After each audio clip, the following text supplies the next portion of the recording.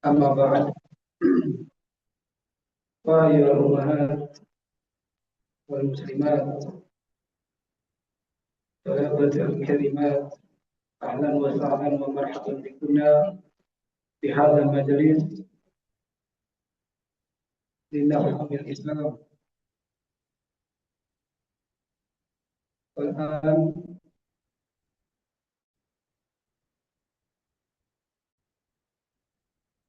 sekarang kita berada di pertengahan 47 Hijriah. Maka perlu diingat sebagai tazkir, reminder atas bulan yang Allah agungkan ini. Maka agungkanlah apa yang Allah agungkan.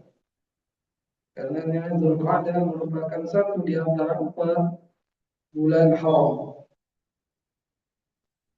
di mana Allah Ta'ala firmankan di dalam surat At-Taubah ayat 36, Inna iddata syuhuri indallahi 12 syahran fi kitabillah yawma khalaqas samawati wal ardh minha arba'atun hurum. Sesungguhnya bilangan bulan-bulan di sisi Allah itu ada 12 bulan. Di dalam ketentuan Allah Subhanahu wa Ta'ala,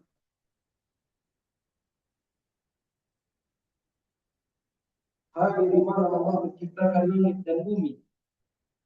Di antara kedua tersebut ada 4 bulan haram. Yang demikian itu agama yang dari takdir berkoni. Pada taslimu fihinna anfusakum. Maka janganlah kamu sekalian menzalimi diri kalian sendiri di bulan-bulan tersebut.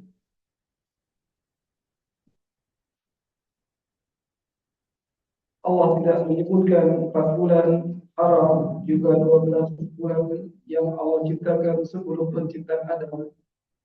Namun Nabi SAW menjelaskan kepada kita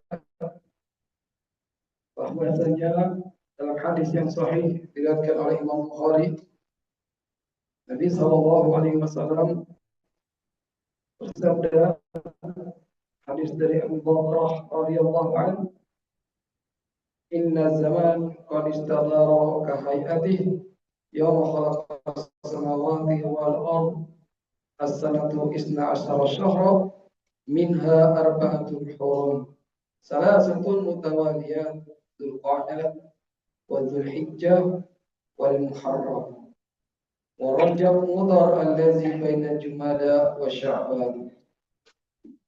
Jadi kata Nabi SAW, sesungguhnya zaman itu telah berputar kembali seperti keadaannya pada hari Allah Subhanahu wa Ta'ala menciptakan langit dan bumi.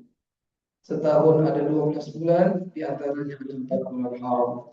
3 berturut-turut, Dzulqa'dah, Dzulhijjah, dan Muharram. Satu lagi Rajab Mudhar yang terjepit antara Jumada dan Sya'ban. Maka bulan haram kita artikan agar bisa memahami dari firman Allah, fala tadribu bihinna anfusakum, dia adalah bulan suci. Bulan haram, bulan suci. Bagaimana ma'ruf, ada tanah haram, tanah suci. Masjidil Haram, masjid suci. Ya, dan tanah haram itu dibatasi. Apa tafsir Ibnu Abbas radhiyallahu anhu dalam fala tajlibu fihinna anfusakum, janganlah kamu sekalian menzalimi diri kalian sendiri di bulan-bulan tersebut. Katanya, ikhtasallahu arba'a ashhur ja'alahunna hurma. Allah mengkhususkan 4 bulan yang dia jadikan sebagai bulan-bulan haram.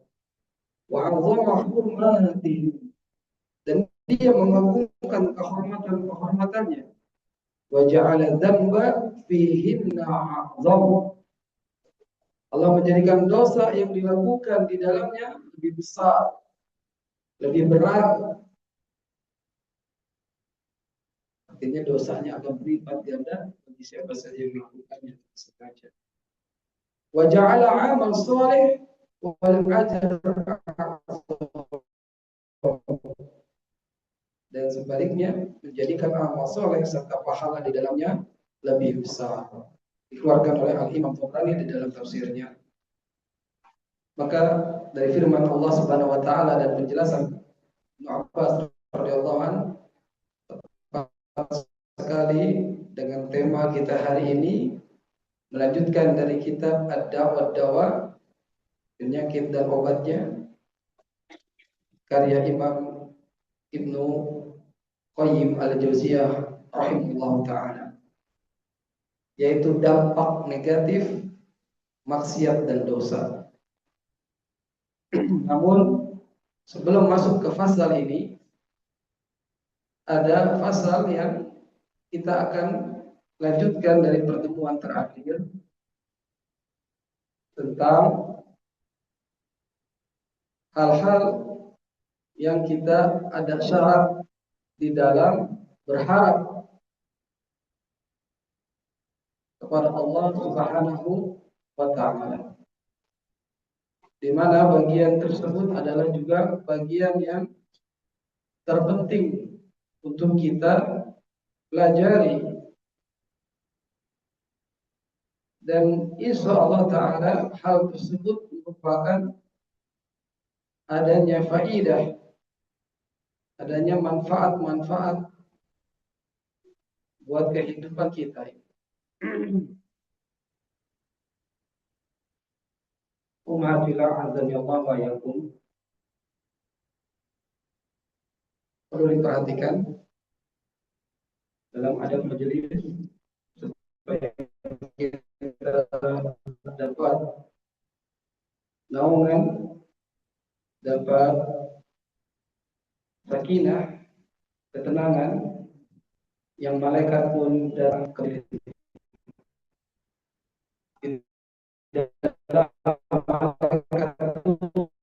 di suatu majelis, melainkan di dalamnya ada keberkahan, karena malaikat adalah makhluk yang taat. Dalam pasal yang pernah kita singgung di pertemuan terakhir, di sana ada salasah syarat. Berapa? 3 syarat harapan. Maka setiap kita perlu mengetahui siapa saja yang berharap sesuatu, maka harapannya itu mengandung 3 perkara. Ahaduha, yang pertama, mahabbah ma yarju, mencintai apa yang dia harapkan. Ini yang pertama. Asani khawfuhu min fawatih. Kedua, takut kehilangan hal tersebut.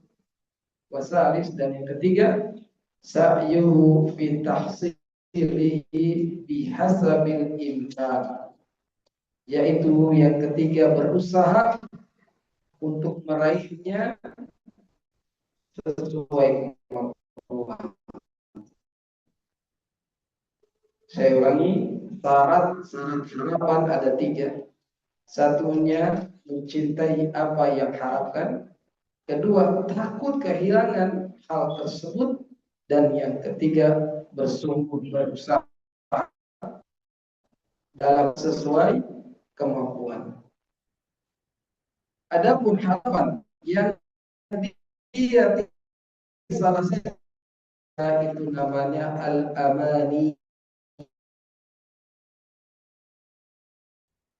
Yang ada 3 syarat tadi namanya al-amani. Ingat, roja syai'un wal amani syai'un. Berbeda antara harapan dengan angan-angan. Dan orang yang berjalan di suatu jalan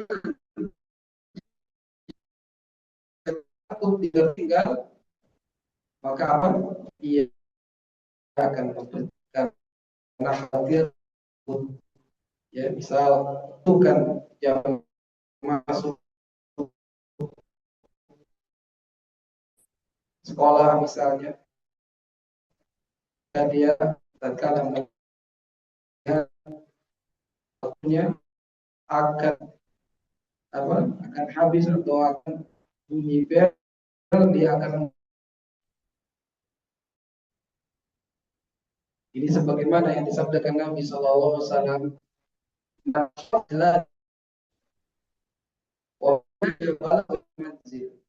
siapa yang sabar ia akan berjalan di asil Allah dia. Ketahui bahwa bahasa Allah itu ghali. Apa dia? Ma'ala inna Allah. Ketahuilah barang dagangan Allah itu al-jannah, surga. Maka jangan santai-santai untuk meraih surga Allah Subhanahu wa taala. Di saat kita ada kesempatan, baik kesehatan, finansial, maka gunakan kesehatan dan finansial tersebut untuk meraih surga Allah.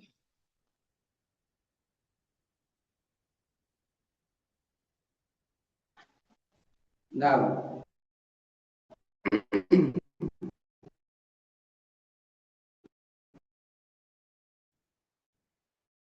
dari pembahasan kita pada pertemuan terakhir,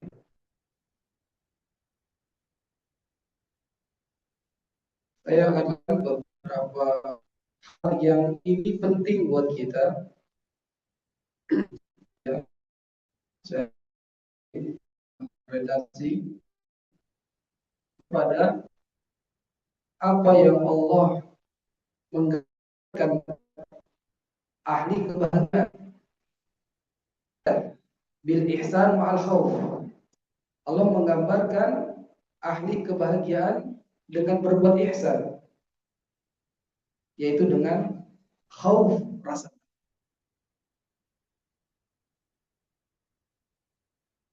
Allah menggambarkan ahli kebahagiaan dengan berbuat ihsan bersama rasa takut. Sebagaimana ini telah Allah jelaskan.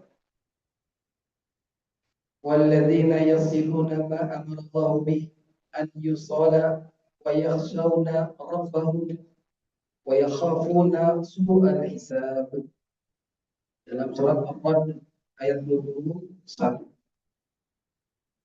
Yang artinya, dan orang-orang yang menghubungkan apa-apa yang Allah perintahkan supaya dihubungkan, dan mereka takut kepada Rabb-Nya dan takut kepada hisab yang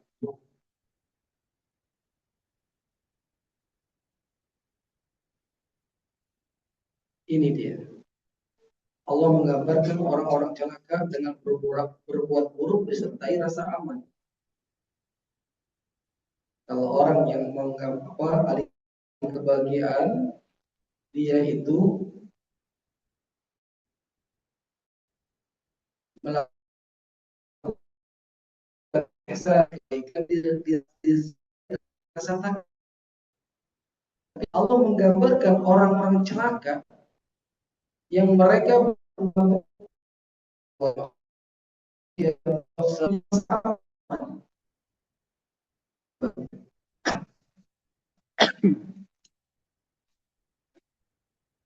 kebetulan ayat ini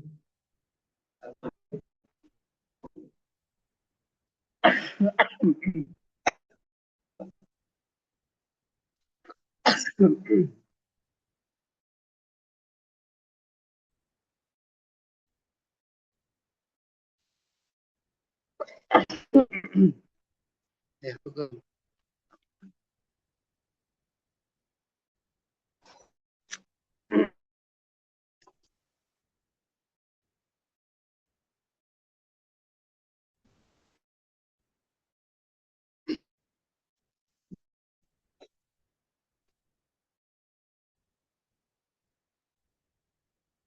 Ya,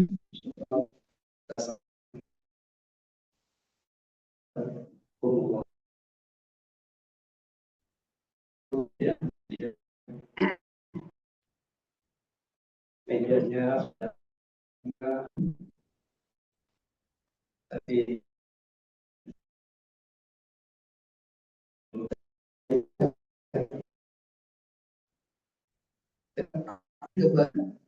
disertai dengan akun sampai berdua Islam.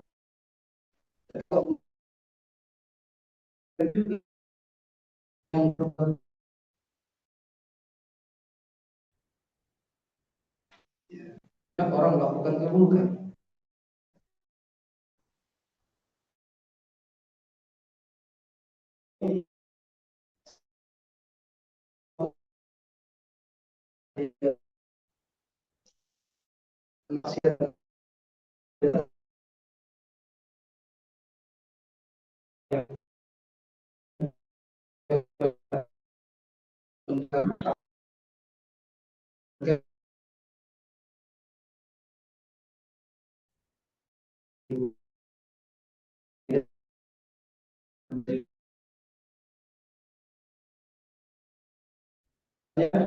Melakukan keburukan dengan sama.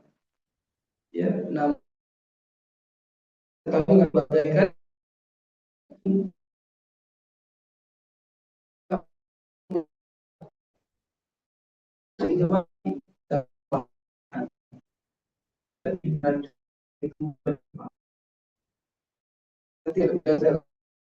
tidak mengganti maksiat.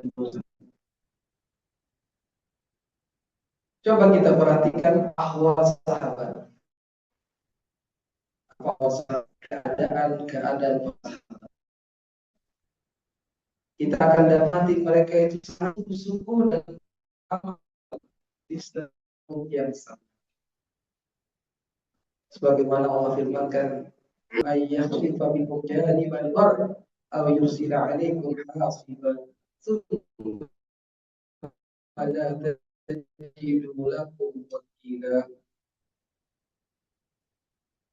Maka apakah kamu merasa dari hukuman bersama kamu atau dia menimpakan keras yang membawa batu-batu kecil dan kamu tidak akan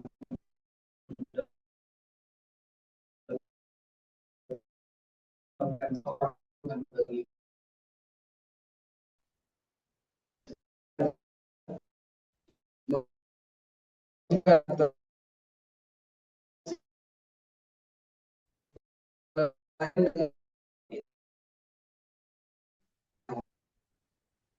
ya kita banyak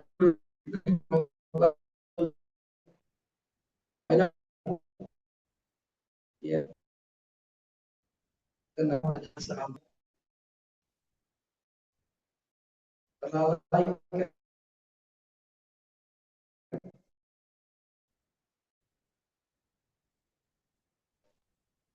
ini dia Abu Bakar radhiyallahu anhu yaqul dia mengatakan itu syarah berharap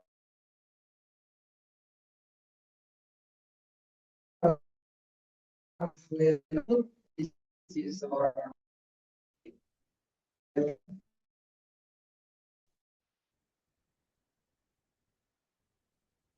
darinya bahwa dia memegang masih di dalam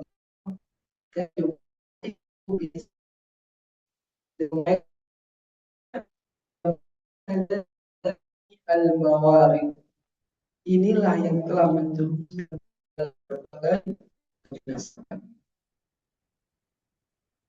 Diriwayatkan oleh Ibnu Muslim di dalam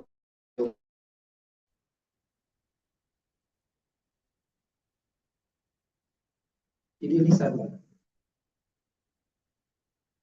banyak lisan dan kebinasaan berbanyak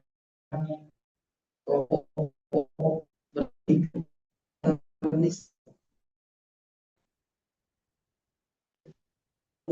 saya terpilih dengan tulis telepon, mencari, mereka mengetik, menulis, ya, belum bertemu sudah perang di medsos. Ya. Maka istilah-istilah di medsos sekarang ini banyak hal-hal yang akhirnya menjadi negatif. Ada kata-kata war,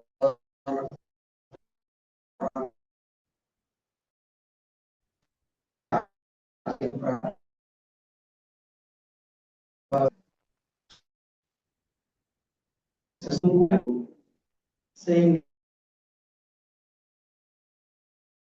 jangan biarkan mempunyai kata yang maknanya buruk.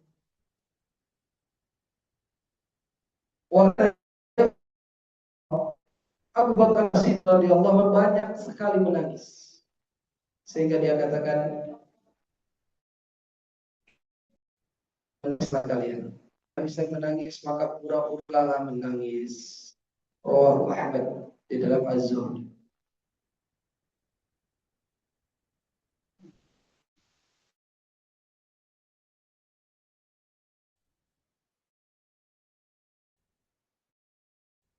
Pasti para ummahat menangis kalau nggak dikasih uang banyak, kalau anaknya celaka, wa'iyauzubillah, buah hatinya tiada, ya hal itu wajar. Tidak seorang pun menginginkan musibah. Namun takdir ingat ada yang baik dan buruk. Kita harus siap dalam hal itu. Janganlah menangisnya para wanita sebagai menangisnya wanita siap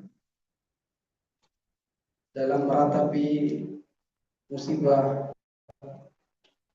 pergian seseorang dengan mencabik-cabik, merobek-robek baju, dan seterusnya.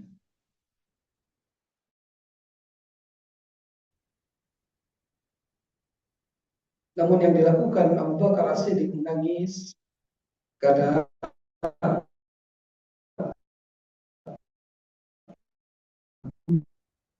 padahal kita tahu Abu Bakar Siddiq adalah orang yang satu paling itu adalah amal soleh.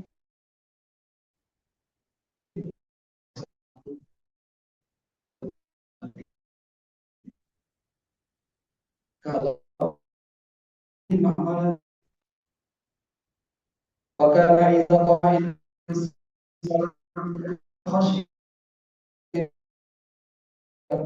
dan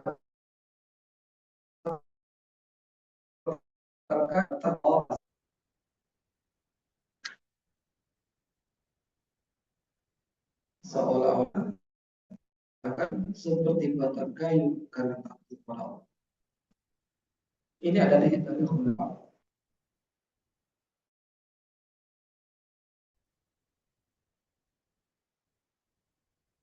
Kemudian ada dari Ahmad dalam Az-Zuhd,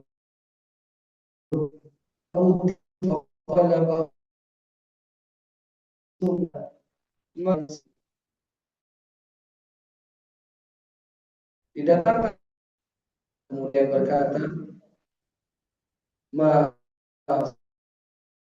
tidak ada pohon tebal tasbih oleh karena tasbih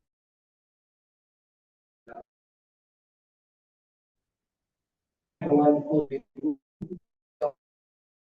tebal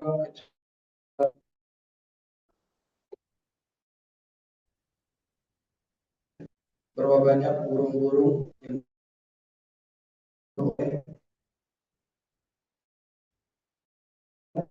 berapa banyak batu yang masih tegak di jalan itu masih kan belum di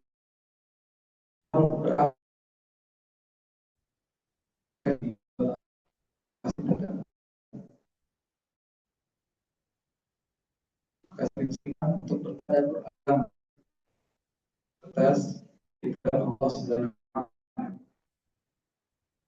Syukur kalau tinggal itu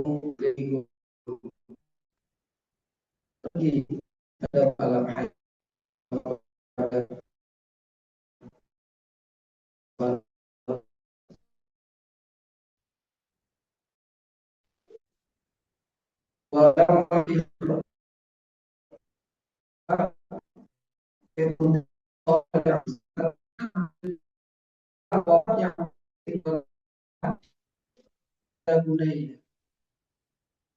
Wahai anakku,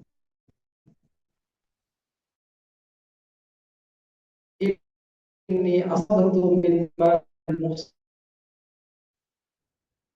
Sesungguhnya aku telah mengambil dari harta hadil abah wahada pakaian ini abah hilal dan budak ini. Fa'asbi'i bihi ila ibnil Khattab, maka segeralah engkau kembalikan kepada Ibnu Khattab, maksudnya Umar bin Khattab. Wa qala, dan dia berkata, wallahi la wadidtu anni kuntu hadhihi syajarah. Demi Allah, aku berharap seandainya aku hanyalah sebatang pohon. Tukal wa tu'dad, yang dimakan dan ditebak. Berkata Qatadah, balaghani anna Abu Bakr qala, kata Abu Qatadah,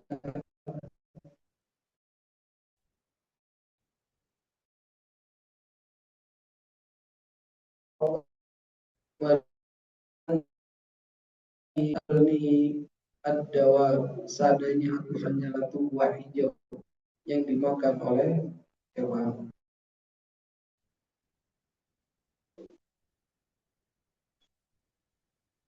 Itu kisah Abu Bakar As-Siddiq.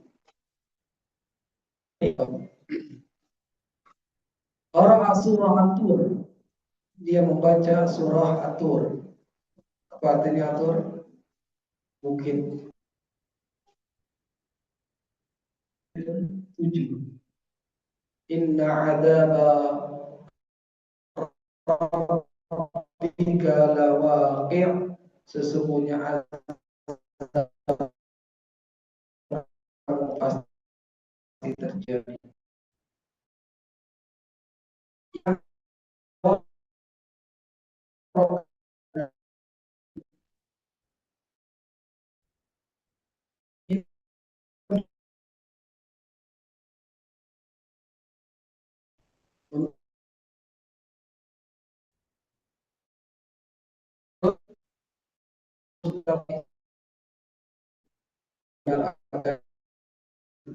Ya,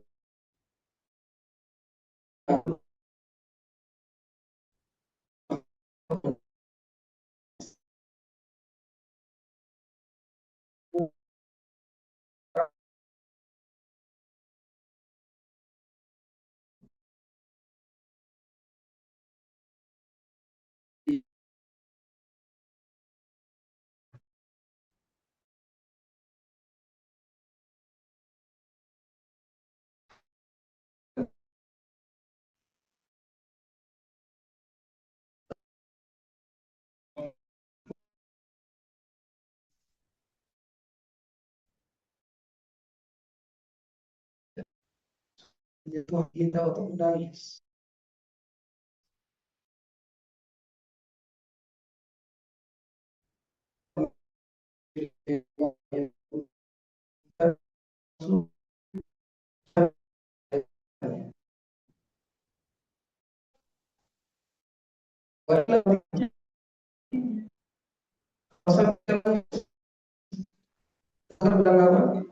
Pura-pura menangis. Banyak ayat-ayat Allah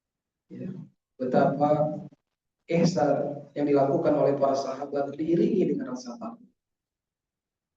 Ya. Takut kalau nggak diterima amalannya. Utsman bin Affan radhiyallahu anhu kana idza waqafa 'ala qabr yabki. Kalau dia duduk kalau dia berada berdiri di dekat kuburan maka dia menangis. Bahkan tergetar lihiyatu sampai basah jenggot. Apa yang dikatakan oleh Utsman bin Affan radhiyallahu anhu, "Law annani bainal jannah wa nar la adri ila ayyitihima yu'maru bi." Seandainya aku berada di antara surga dan neraka, tidak tahu kemana aku akan diperintahkan.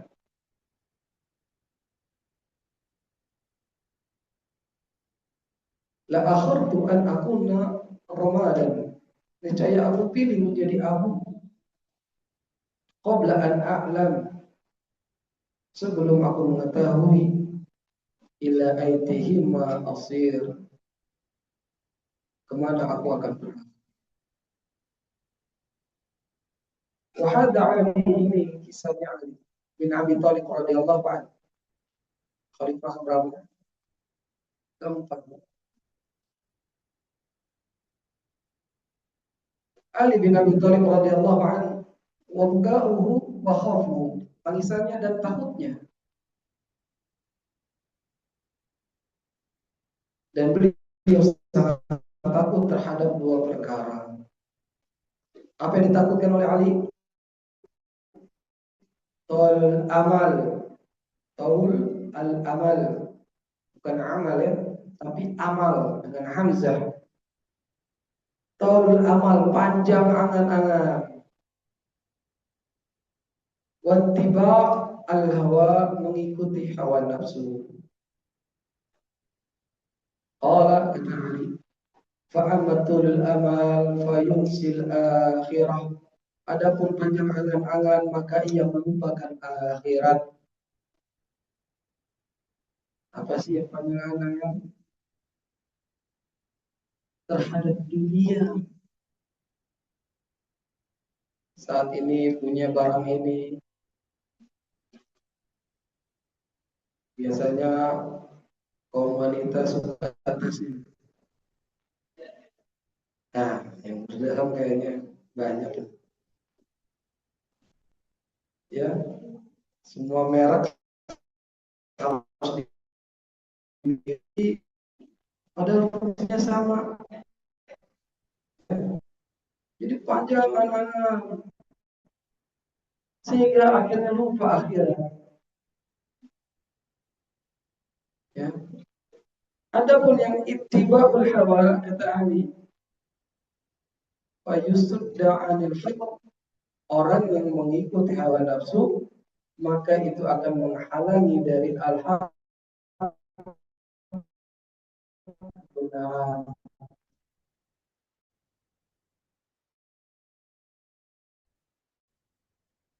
Ya. Berapa banyak orang-orang yang tidak mengetahui al-haq, kebenaran,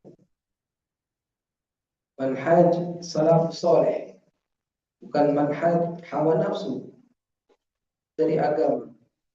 Karena hawa nafsunya, karena membeyoknya hanya cuma ikut-ikut saja, dia tinggalkan al-haq.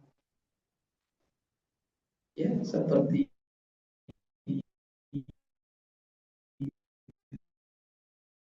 orang yang melakukan misalnya membaca surah Yasin. Bukan surat Yasinnya yang salah, tapi dia membagian dari agama. Adanya kematian seseorang, maka tidak bisa tidak, kata mereka harus baca surat Yasin. Ya, kedengarannya apa? Ditanya. Ya,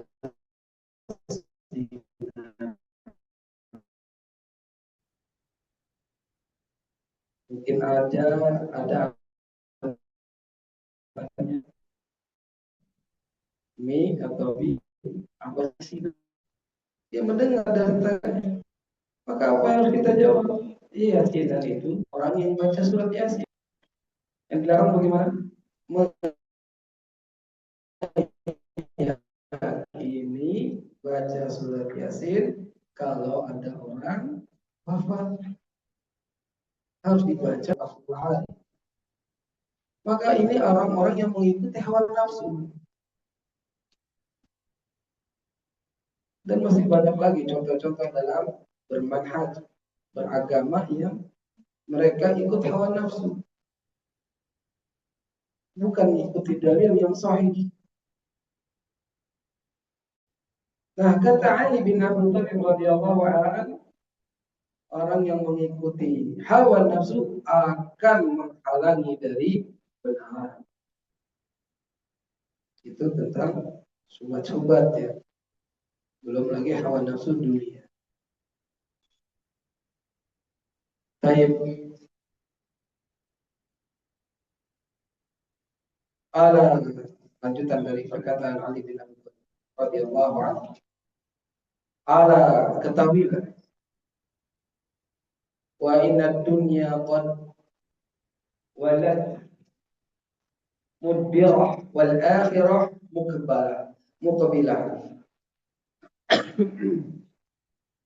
Bahwa dunia telah pergi menjauh dan akhirat sedang datang mendekat. Ya betul. Dunia ini seberapa kita kejar pasti kita sampai jadi kematian.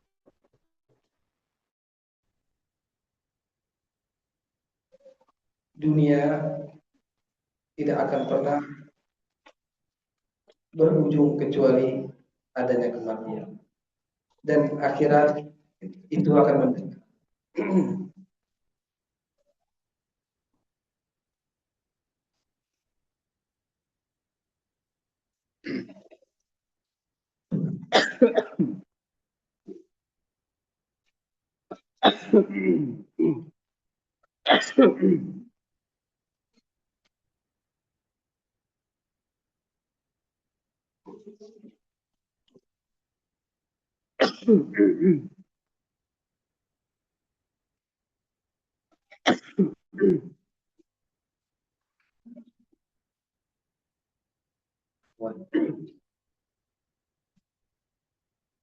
Dunia telah pergi menjauh. Akhirat itu akan dekat. Walikuli wahidin banun,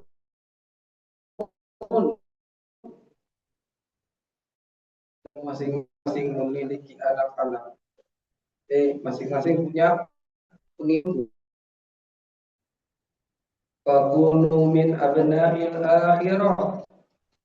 Jadilah kalian termasuk pengikut akhirat. Jangan menjadi anak-anak, pengikut-pengikut dunia.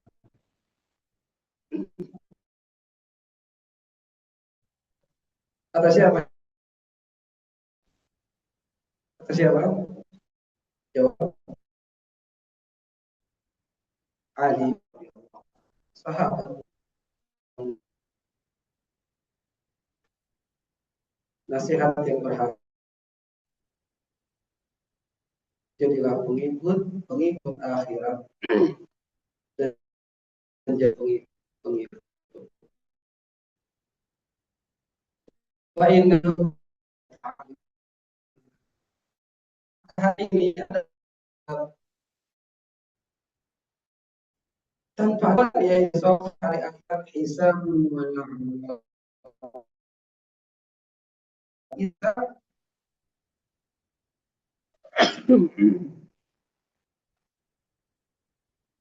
ya banyak beramal karena hari ini dihisab oleh Allah, kecuali kita yang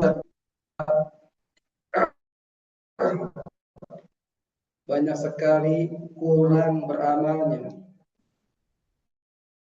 banyak sekali melakukan dosa-dosanya.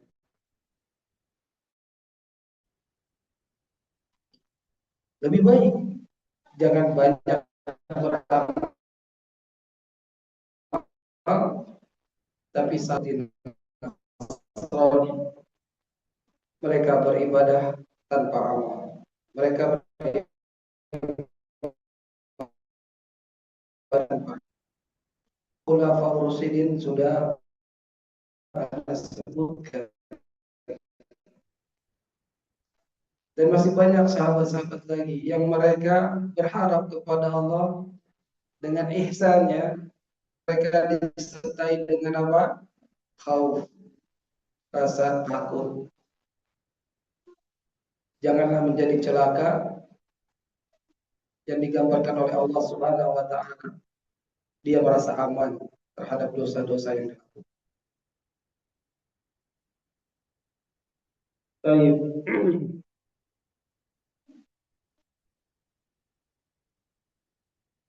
Banyak lagi kisah-kisah sahabat yang lain yang bisa kita ambil juga ibrahnya. Banyaknya mereka menangis karena takut kepada Allah Subhanahu wa taala. Ada Abu Darda, ada Abu Dzar radhiyallahu anhu.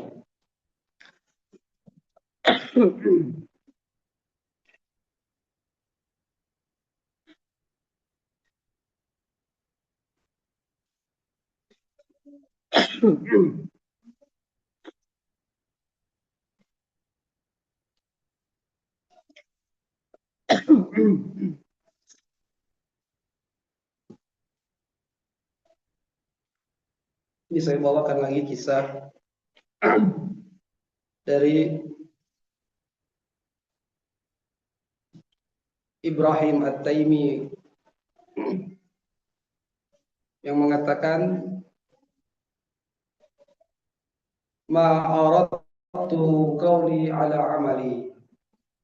Tidaklah aku membandingkan ucapanku dengan amalanku. Illa hasyitu an akuna mukadziban. Melainkan aku khawatir aku termasuk pembohong. Wa qala Ibnu Abi Mulaikah, berkata Ibnu Abi Mulaikah, adraktu salasina min ashabin Nabi sallallahu alaihi wasallam. Aku dapati 30 sahabat Nabi sallallahu alaihi wasallam. Apa yang didapatkan? Kulluhum yakhafun nifaq. Semuanya takut akan kemunafikan ala nafsihi, pada diri mereka. Ma minhum ahadun yaqul, tidak seorang pun dari mereka mengatakan innahu ala iman Jibril wa Mikail. Tidak pun seorang pun dari mereka mengatakan bahwa imannya seperti imannya Jibril dan Mikail. Tidak ada yang merasa suci. Ya. Wa yuzkar anil Hasan, dan disebutkan dari Al Hasan, ma khafahu illa mu'min, tidak ada yang takut terhadapnya kecuali orang beriman.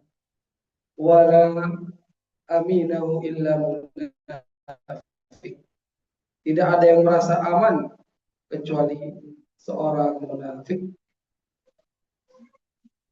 Wa kana Umar bin Khattab yaqulu li Hudzaifah, berkatalah Umar bin Khattab kepada Hudzaifah radhiyallahu anhu, anshuduka Allah, aku memintamu demi Allah, hal samani laka Rasulullah sallallahu alaihi wasallam, apakah Rasulullah SAW menyebut namaku kepadamu fil munafiqin, termasuk orang-orang munafik? Fayaqul la, maka Huzaifah mengatakan tidak. Wala azaki ba'daka ahadan, dan aku tidak akan memuji menjamin siapapun setelahmu. Fasami'tu syaikhana yaqulu, ini perkataannya Ibnu Qayyim Al-Jauziyah Ta'ala, aku mendengar dari guru kami. Siapa gurunya? Siapa guru Imam Ibnu Qayyim? Jawab. Sah.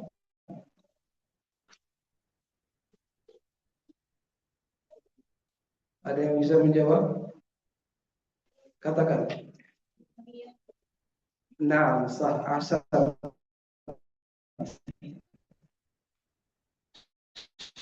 Ibn Taimiyah mengatakan semua bukan nila ubarri'u minan nifaq. Kata Ibn Taimiyah taala, maksudnya bukan bahwa aku tidak membersihkan selain dari nifaq. Dan maksudnya la aftahu ala nafsi hadzal bab, aku tidak ingin membuka pintu ini atas diriku. Fakulu man sa'ani, maka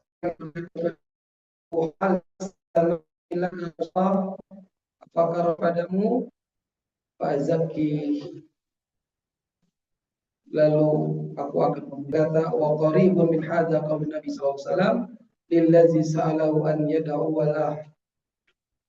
Nabi SAW kepada orang yang ditanya agar didoakan,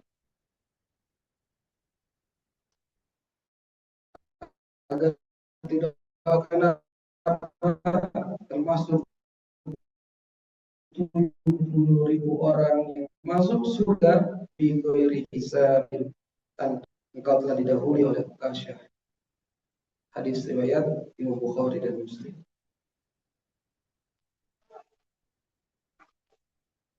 Dan beliau tidak bermaksud bahwa Uqasyah saja yang lebih berhak daripada sahabat lain. Akan tetapi jika beliau mendoakannya, maka akan berdiri orang lain dan orang lain lagi. Itu kisah para sahabat Nabi SAW.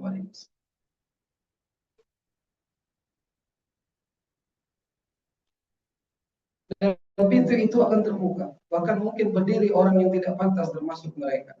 Maka menahan diri tidak membuka pintu itu adalah lebih utama. Wallahu a'lam. Sampai situ perkataannya Ibnu Taimiyah. Jadi pada pasal syarat untuk berharap penuhi tiga tadi. Kalau tidak terpenuhi ketiga tadi, maka hanya menjadi angan-angan, amani. Kita masuk sekarang faslun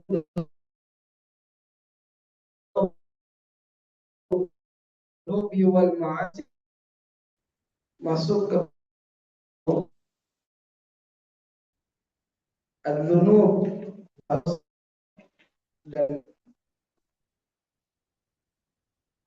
ini hari ini. Kata Ibnu Qayyim rahimahullah taala, "Fal narji' ila ma kunna fihi min dzikri dawa'id da." Mari kita kembali kepada pembahasan tentang obat penyakit. Obat dari penyakit.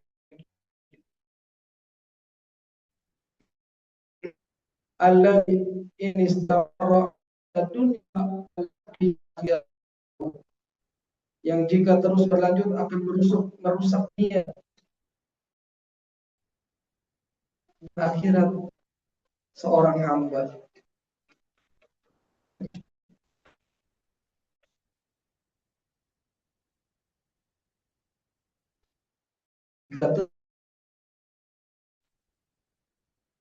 Dan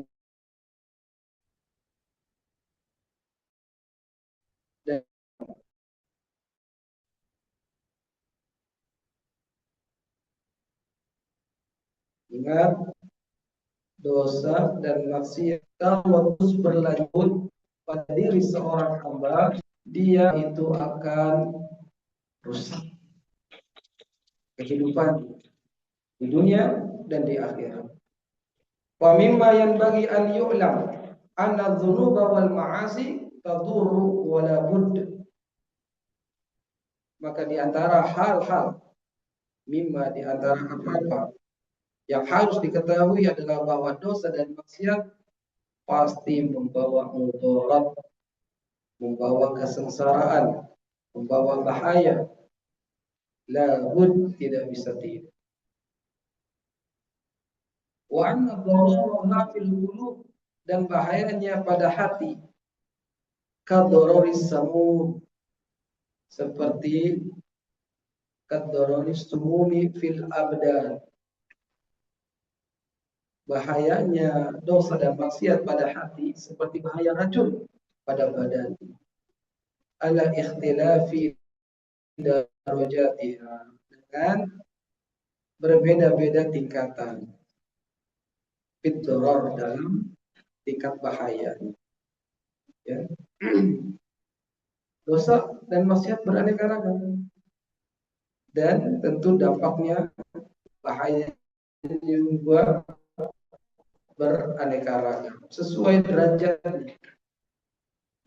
Ya, kan disebutkan ada dosa kecil, ada dosa besar, dan yang paling besar adalah kesyirikan.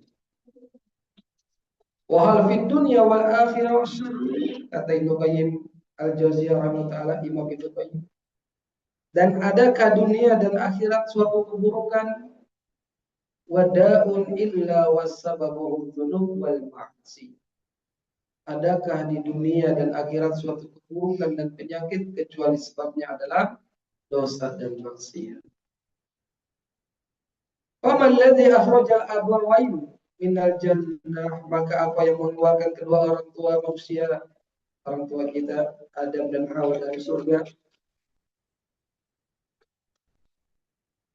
Surga yang merupakan darul ladah, negeri kenikmatan, wan na'im, kelezatan kenikmatan, wal bahjah was surur, kegembiraan, kesenangan, illa daril alam, menuju negeri penderitaan, darul alam, negeri kesengsaraan, wal ahzan, kesedihan, wal masaib, musibah.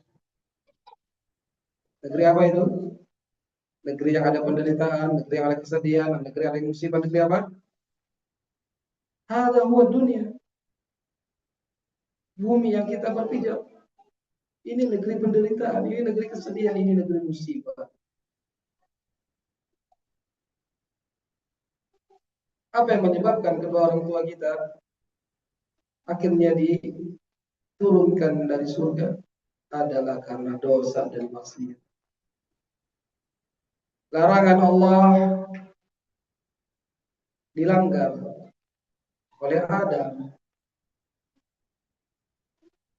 Rayuan dari istrinya Hawa yang terkena bisikan iblis. Ya, nah, lihat ibu kita Hawa, ibunya manusia, terkena bisikan iblis, akhirnya meluluhkan suaminya. Ada untuk memakan yang dilarang oleh Allah Subhanahu wa taala, untuk mendekati pohon yang Allah larang. Jatuhlah menuju negeri penderitaan, negeri kesedihan, negeri musibah. Kemudian Imam Ibnu Qayyim al-Jauziyah mengatakan lagi, wa man ladzi akhraja iblis, dan apa yang mengeluarkan iblis min malakut as-sama, dari kerajaan langit, wa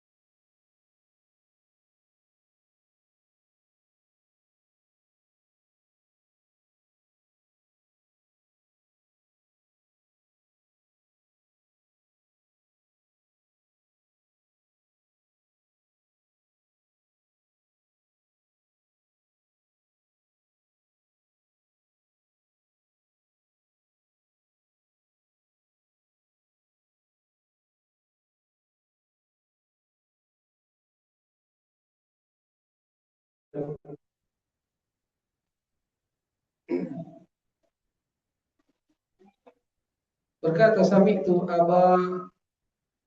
Al-Bukhtari Abu Al-Bukhtari berkata telah mengabarkan kepadaku orang yang mendengar Nabi Sallallahu Alaihi Wasallam bersabda, tidaklah manusia binasa hingga mereka tidak punya alasan lagi dari diri mereka sendiri. Dari Musnad Imam Ahmad dari hadis Ummu Salamah yang berkata, aku mendengar Rasulullah SAW bersabda, jika maksiat telah tampak pada umatku, Allah akan meratakan mereka dengan azab dari sisinya. Aku berkata, wahai Rasulullah, bukankah pada saat itu ada orang soleh di antara mereka? Nabi menjawab, iya ada. Aku berkata, lalu bagaimana dengan mereka? Beliau menjawab, mereka akan tertimpa seperti yang menimpa manusia. Kemudian mereka kembali kepada aturan Allah dan keridhaan.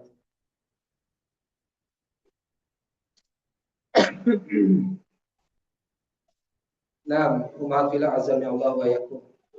Ini kisah-kisah orang-orang terdahulu yang Allah azab. Ya, apakah kita yang hidup di akhir zaman, ya, tatkala kita tidak taat kepada Allah, tatkala kita membangkang tidak akan diazab? Ya, benar, tidak diazab secara langsung. Ya, seperti kaum Ad, kaum Samud, atau kaumnya Nabi Nuh, ya, yang dihempas dengan banjir, yang dibaliki tanahnya, ya. Namun ada hal-hal yang pasti manusia akan merasakannya tatkala mereka melakukan kemaksiatan dan dosa kepada Allah Subhanahu wa taala. Ya, di antaranya hatinya akan sempit, pikirannya akan kosong.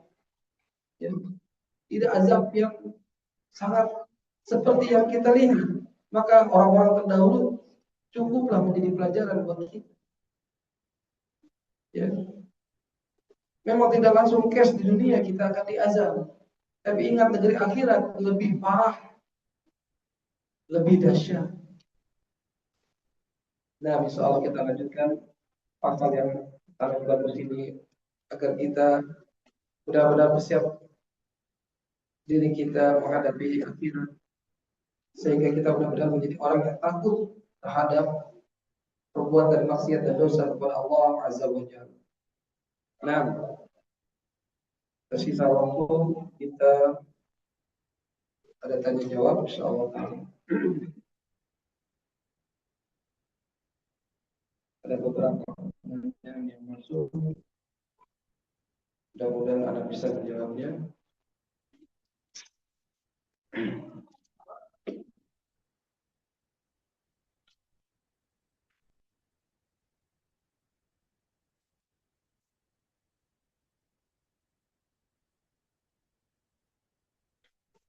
Bismillah.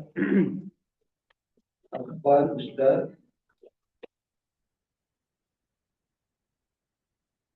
jika kita sering punya feeling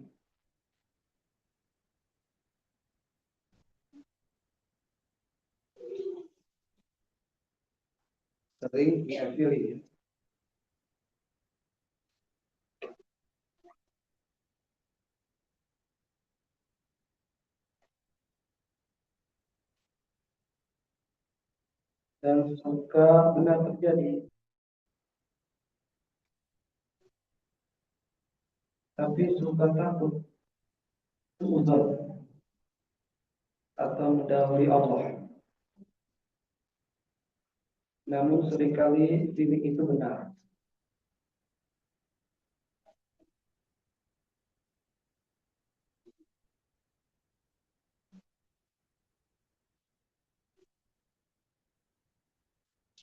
Ikuti saja atau enggak usah.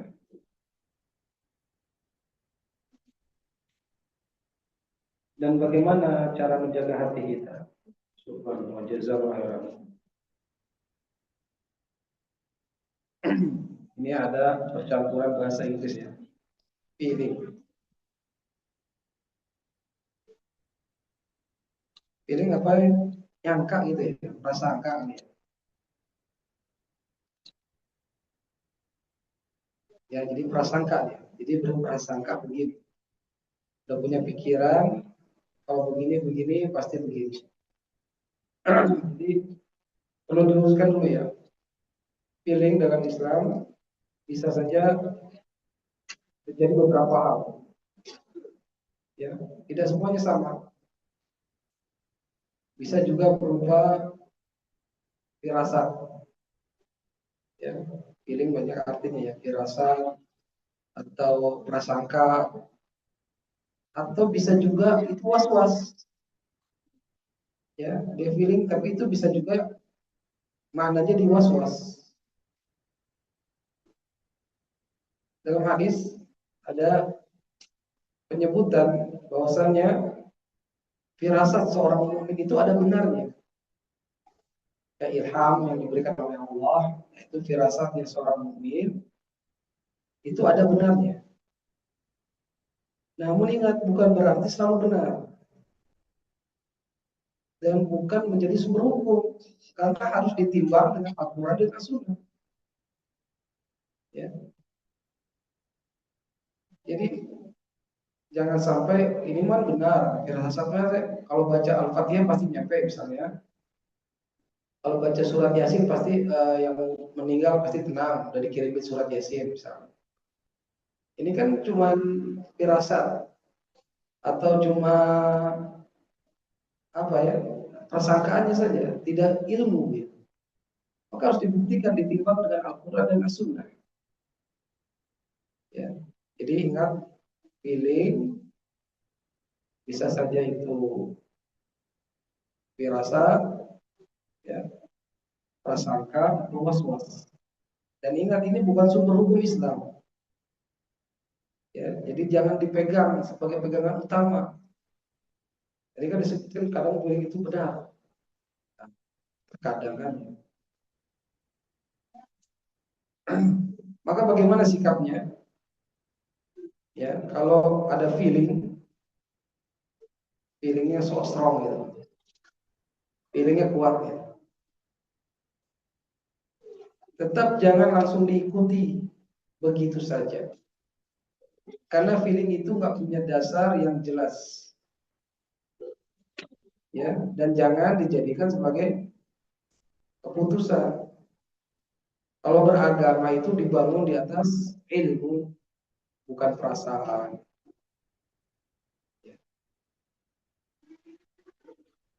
Ya, mungkin itu dalam urusan agama ya. Ya, dalam urusan yang syariat nggak boleh mengandalkan feeling, apalagi akidah, ya, tidak boleh. Tapi terkadang ada dalam kehidupan feeling saya macet. Nah, macet jalanan situ. Dilihat di Google Map, oh ya benar macet. Ya, karena udah ada satelit ya.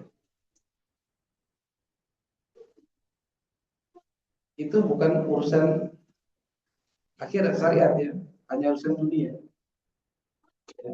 Atau dia bikin kopi pakai feeling, nggak pakai timbangan gitu. Nah, cocok aja. Atau masak feelingnya kuat, jadi enak makanannya. Ya itu mungkin boleh-boleh saja mengandalkan feelingnya buat hal-hal dunia. Ya. Jadi pertama itu jangan dijadikan dasar ya, kalau untuk urusan syariat, urusan agama.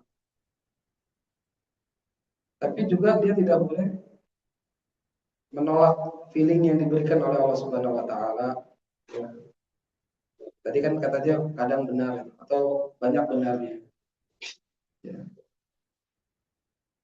Jadi harus ingat, feeling bukan sumber hukum Islam, tapi itu anugerah dari Allah Subhanahu wa taala.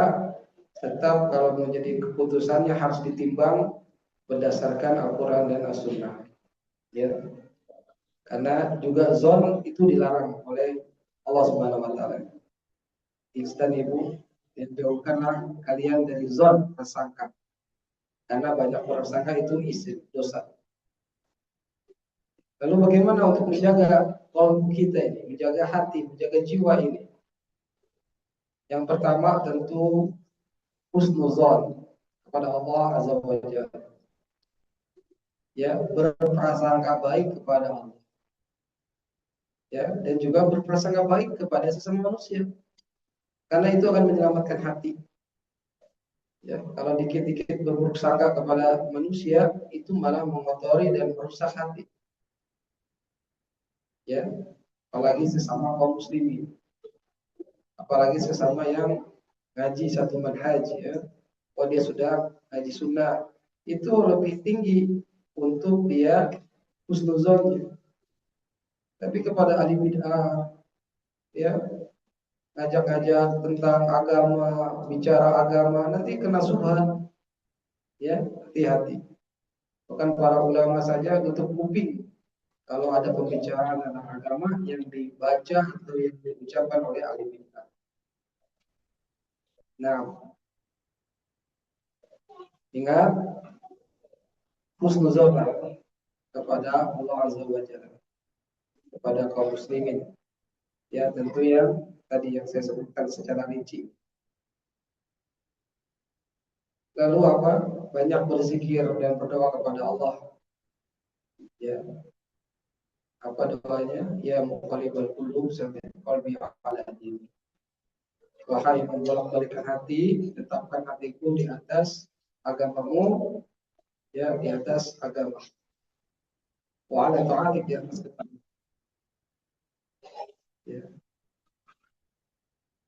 Kemudian juga karena al-qalb ini adalah sesuatu yang besar, dan Nabi juga telah menyebutkan dalam hadisnya, kalau itu baik maka baik semuanya, kalau itu buruk maka buruk semuanya. Wahya al-qalb, dan hati itu berada di antara dua jemari Allah. Ya, Allah yang membolak-balikkan hati. Ya, maka tetaplah di dalam agama yang lurus ini. Ya, jangan mudah apa nama orang pelin-pelan gitu ya. Kalau dalam masalah agama nggak boleh. Ya. Banyak berzikir, zikir pagi petang jangan pernah terlewati, karena itu akan membantu seseorang yang rutin membaca zikir pagi petang. Lebih-lebih dia membaca Al-Quran. Ini efek positif terbesar ada di dalam membaca Al-Quran yang rutin. Ya. Baca dengan mushaf, dengan dia berwudu. Ya. Insya Allah Ta'ala, walaupun dia belum tahu artinya, itu ada efek besar, efek positif buat yang membaca Al-Quran. Lebih-lebih dia tadabbur. Ya.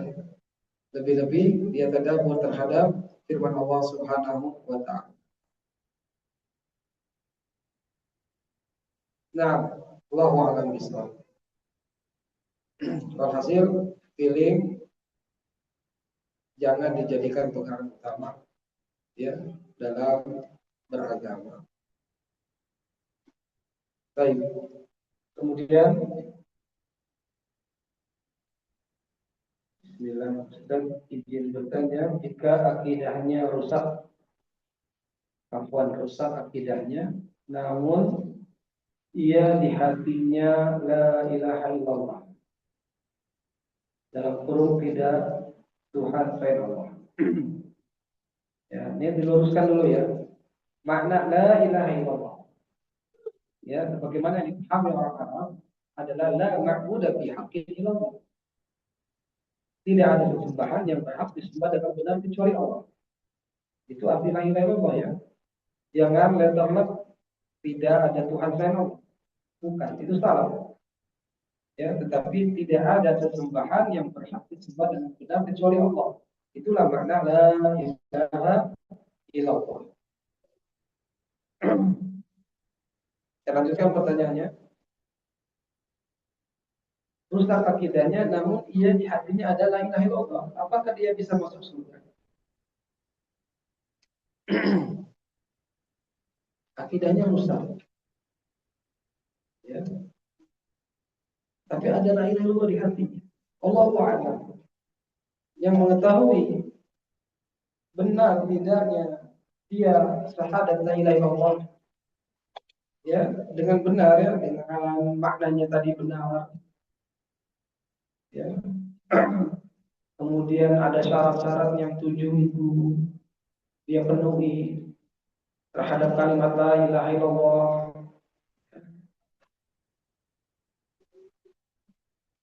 Maka jika syarat-syaratnya terpenuhi, baru benar kalimat la ilaha illallah yang ada di hatinya. Kalau tidak mencakup syarat-syaratnya itu, maka ya tidak benar. Ya. Apa syarat-syaratnya? Dia syarat la ilaha illallah, ingatlah, dia harus ada ilmu, paham maknanya. Ya. Kalau ditanya la ilaha illallah artinya, kalau dia cuma jawab tadi tidak ada Tuhan selain Allah, maka ini kurang tepat. Ya, syaratnya itu ilmu pertama, ada yakin. Dia yakin nggak terhadap kalimat la ilaha illallah? Kemudian di hatinya ikhlas nggak? Dia mengucapkan kalimat la ilaha illallah itu di hatinya ikhlas nggak untuk Allah semata?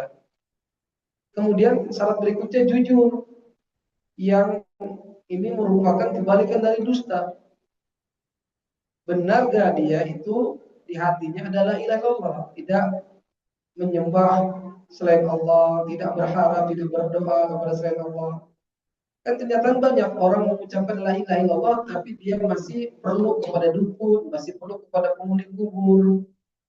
Maka ini nggak jujur. Kemudian syarat berikutnya cinta. Ya, ada gak kecintaan yang benar?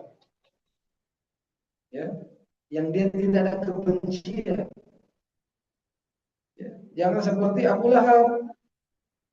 Ya, tahu kan kalimat la ilaha illallah. Ya, tapi nggak mau mengucapkan, tapi nggak cinta, nggak benar. Hanya tahu Allah sebagai pencipta saja. Kemudian syarat berikutnya qabul, menerima. Tidak ada penolakan. Kalau sholat yang menghadap Ka'bah 5 kali dalam sehari, kemudian ada sholat-sholat sunnah, dia kerjakan, benarkah sholatnya? Ngikutin Nabi tidak? Kalau sholatnya masih pakai usolli misalnya, dan ini kesalahan ya, karena tidak sedikit kaum muslimin masih pakai usolli fardhu maghrib, fardhu zuhri dan seterusnya. Melafazkan niat, tidak ada dalilnya. Apakah itu yang dikatakan ittiba kepada Nabi? Tentu tidak. Maka dia harus menerima konsekuensi dari ucapan la ilaha illallah yang kalau beribadah harus ikuti Nabi. Kemudian syarat berikutnya tunduk. Ya, tidak ada dia membangkang. Ya, itu dia 7 syarat. Ilmu, yakin, ikhlas, jujur, cinta, menerima, tunduk. Serta ada penambahan dari ulama juga syarat ke-8 yaitu mengingkari terhadap tauhid, sesembahan selain Allah Subhanahu wa taala. Ya. Maka akidah seseorang itu kalau nggak benar bagaimana ibadahnya benar? Karena akidah itu adalah dasar dari segala macam ibadah. Akidahnya sahih, ya mudah-mudahan ibadah yang dia ikuti Nabi itu jadi diterima oleh Allah Subhanahu. Jadi atas pertanyaan ini, kalau seseorang akidahnya rusak, tapi di hatinya la ilaha illallah, ini diyakini tidak benar akidahnya. Akidah rusak, nggak mungkin la ilaha illallah benar juga. Karena penting ya umahat, ya azan ya Allah wa yakuna, memahami kalimat tauhid dengan benar. Ya harus paham. Ya mudah-mudahan ini pelajaran buat yang bertanya, sehingga harus memahami kalimat la ilaha illallah yang benar, maknanya, syarat-syaratnya yang tadi saya sebutkan, itu bisa diperdalam ya, baca kitab tauhid karangan Syekh Muhammad bin Saleh, Syekh Muhammad bin Abdul Wahab At-Tamimi rahimahullah taala ya, dan juga banyak, insya Allah banyak ada kajian kitab tauhid di Masjid Murabi ya. Saya ngajar di sana setiap Rabu jam 9, pekan ketiga, pekan keempat itu kita tauhid. Silakan diikuti, ya mudah-mudahan benar tauhid kita insyaallah. Pertanyaan berikutnya, ketiga dari keempat. Bismillah, semoga Allah selalu memberikan perlindungan bagi Ustaz dan keluarga, amin, juga kepada pertanyaan dan semuanya. Jika suami berselingkuh hingga selingkuhannya hamil, suami sudah bertobat dan ingin menikahi selingkuhannya untuk tanggung jawab. Suami meminta izin istri pertama untuk memberikan izin secara legal, secara hukum negara untuk berpoligami. Istri pertama belum mau memberikan izin karena masih belum menerima kondisi ini. Sang suami sudah menikahi istri selingkuhannya.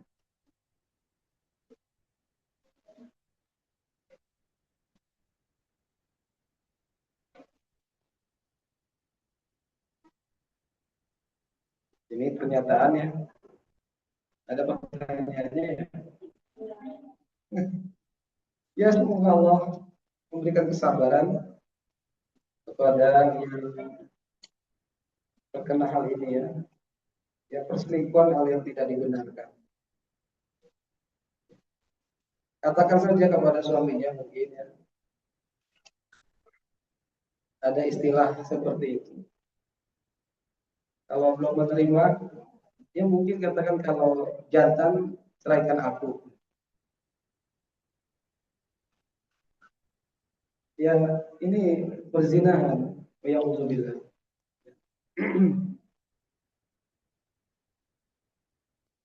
Ini dosa dan maksiat. Ya pasti akan ada akibatnya jika tidak bertobat. Namun di sini katakan sudah bertobat dan ingin menikahinya. Ya. Pasti dalam kehidupannya nanti, ya Allah a'lam, pasti banyak ujian-ujian. Maka istri pertama bersabarlah terhadap kejadian ini dan beristighfar. Ya, mungkin saja takdir ini juga akibat dosa-dosa istri, gitu, dosa-dosa sendiri gitu. Kenapa suami istri? Padahal mungkin sudah taat, ya. Padahal sudah taat sama Allah dan seterusnya. Jadi ujian tetap. Ya, mintalah kesabaran kepada Allah Subhanahu Wa Taala. Kalau memang ridho, ya lanjutkan. Kalau memang belum ridho, tidak menerima kenyataan pahit, ya katakan tadi. Kalau suaminya jantan, ya ceraikan. Ya. Tapi perlu diperlihatkan lagi dampak yang lainnya, mungkin anak-anaknya dan seterusnya. Allahu a'lam. Terakhir, bagaimana sikap terbaik bagi suami istri dalam menyikapi ujian Allah ini? Oh, ini dia sambungannya. Ya, sabar. As-sabrul jamil. Sabaran itu indah. Ya, sabaran itu indah. Ya, dia minta petunjuk sama Allah, beristikharah. Ya, kalau mau masih lanjut kepada suami yang seperti ini, atau minta cerai saja, ya, tidak mengapa, ya. Karena khawatir ini akan menjadi apa ya dalam kehidupannya, menjadi hal-hal yang kurang batin gitu dan seterusnya, tidak nyaman karena teringat terus gitu sesuatu yang menyakitkan. Ya. Allah alam bisa, mungkin itu saja yang bisa disampaikan. Tidak ada pertanyaan lagi dan tidak ada kuis ya. Ada chat apa? Nah, ya ini saja. Alhamdulillah, insyaallah kita lanjutkan masih dalam pasal tentang dampak buruk atau nah. Oh boleh. Berapa kuisnya? Baik, nah syukran. Untuk yang offline dulu di Masjid Nurul Ikhlas,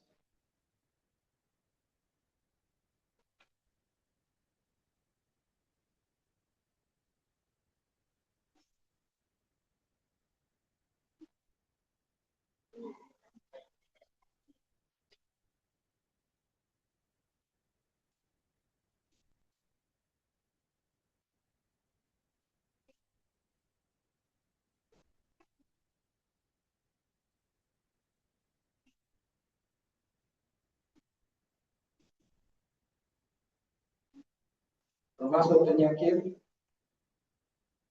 adalah dosa dan maksiat. Jika ini tidak disembuhkan, jika berlanjut penyakit ini, dosa dan maksiat akan mengakibatkan apa terhadap seseorang. Dosa dan maksiat apa yang akan terjadi kepada seseorang itu.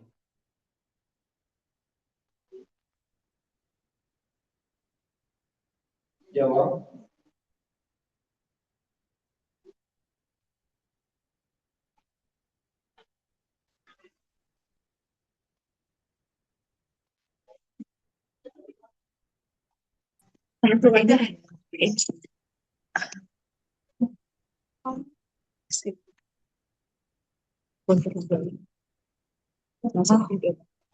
Bismillah, Assalamualaikum. Yang akan terjadi adalah hati hamba tersebut akan hampa, kosong, akan sedih, akan rusak, kehidupannya akan pelan-pelan Allah berikan kesengsaraan, hatinya hampa, kosong. Nah, jawabannya seperti itu. Syukran, alhamdulillah. Nah, apa? Ini aja. Yang mana tanya aja. Saya buat yang di online. Online kali ya. Tadi offline. Tadi offline Ustadz ya. Sekarang online ya. Tadi Anda nyebutkan online.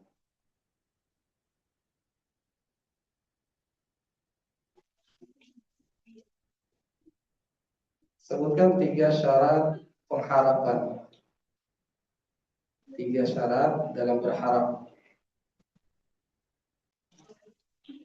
Kalau nggak terpenuhi, sama saja itu bukan harapan benar, tapi angan-angan kosong. Al-amani. Sebutkan syarat-syarat harapan.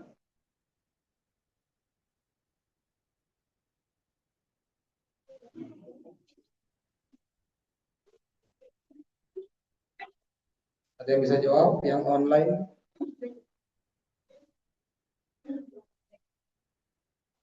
Belum ada yang raise. Ya, dialihkan kepada yang di masjid. Sebutkan syarat-syarat. Siapa? Sweet. Sweet. Sweet. Sorry, barengan soalnya. Ya. Ya, gunting batu tadi. Mana? Bismillah Ustadz, Nah, izin menjawab 3 syarat harapan. enggak. Mahabbah, kecintaan terhadap yang diharapkan. Ya. Khauf, takut kehilangan yang diharapkan. Nah, Sa'yu, berusaha meraih sesuai kemampuan. baik, ahsan. Dapat hadiah. Nah, ini saja Alhamdulillah azan ya Allah wa iyyakum.